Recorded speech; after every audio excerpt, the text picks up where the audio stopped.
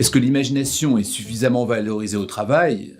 La réponse est non. C'est au XVIe siècle que l'on a une définition de l'imagination à travers la notion de combinaison. Alors le XVIe siècle, c'est un siècle important, c'est celui de Thomas More qui va définir la notion d'utopie, qui n'est évidemment pas loin des idées d'imagination. C'est aussi le siècle de Descartes, et le siècle de Descartes, c'est celui du questionnement de l'imagination par rapport à l'entendement.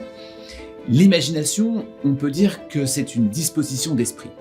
Et cette disposition d'esprit, elle est ou bien incontrôlé, et on peut dire de quelqu'un il est submergé par son imagination, ou alors l'imagination peut être vécue d'une manière un peu plus positive en disant de quelqu'un il va être débordant d'imagination, et ici c'est plutôt une imagination florissante.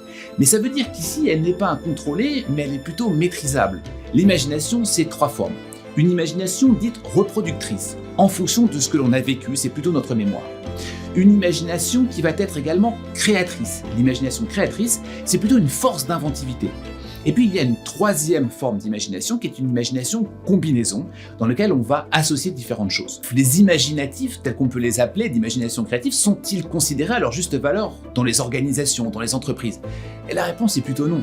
L'imagination créatrice va apporter quelque chose de nouveau, de fort, d'inventif, qui va d'une certaine manière déranger le système en place. Ça peut être un pouvoir en place, ça peut être un système en place, ça peut être des pratiques en place. Comment faisons-nous ?